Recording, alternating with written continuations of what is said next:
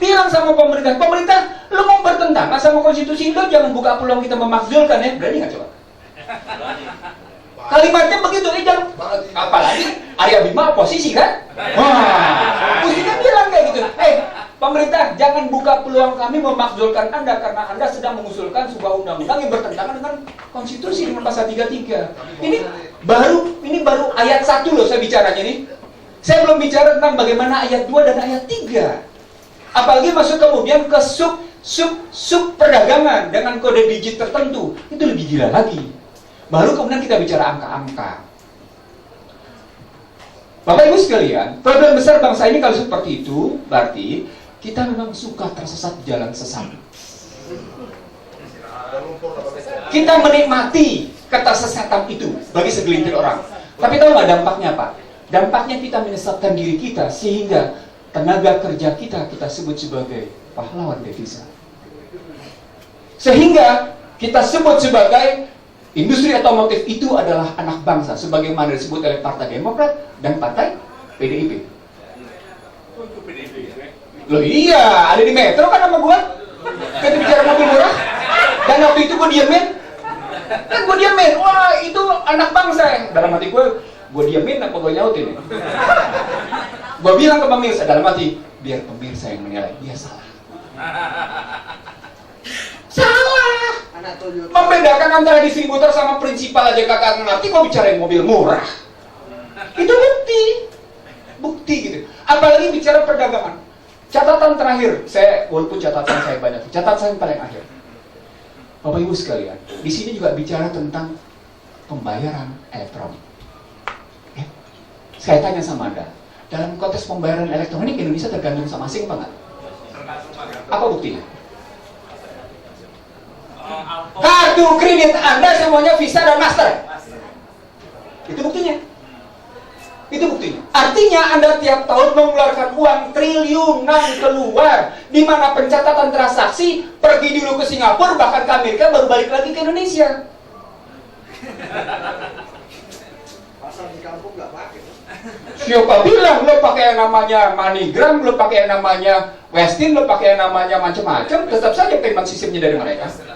Artinya saya ingin mengatakan, ketika undang-undang perdagangan ini bicara tentang sistem transaksi elektronik, gagas berikutnya ke Pak Arya Bima, perbaiki dulu sistem pembayaran nasional berbasis elektronik.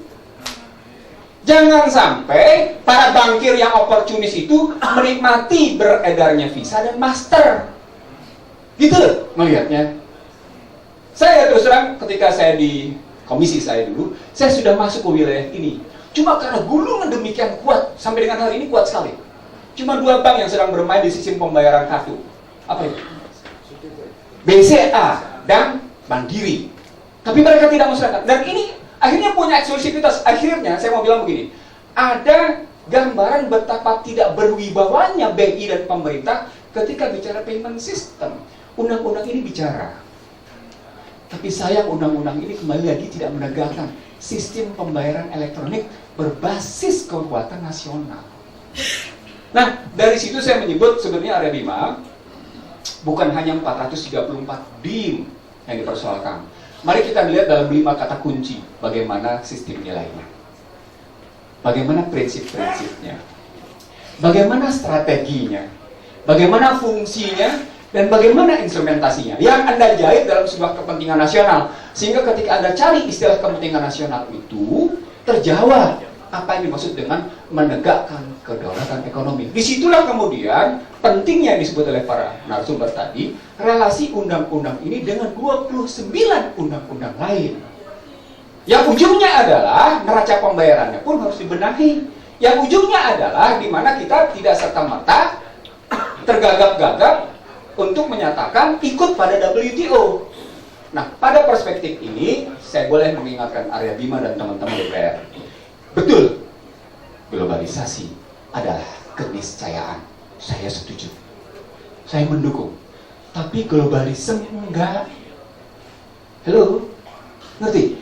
Globalisasi sebuah keniscayaan. Yes. Tapi globalisme enggak. Artinya ketika Anda membedakan antara globalisasi dengan globalisme, Anda tahu paham yang ada di balik globalisasi itu apa. Maka Anda tidak akan pidato menyatakan 7 kesepakatan APEC seperti itu yang kontennya sesungguhnya bertentangan dengan konstitusi. Kalau Anda baca baik-baik 7 kesepakatan APEC kemarin yang nanti akan dituangkan pada 2-3 Desember pada WTO, Anda akan melihat, iya ya, ini globalisme, ini bukan globalisasi. Gitu loh cara melihatnya, cara memandangnya.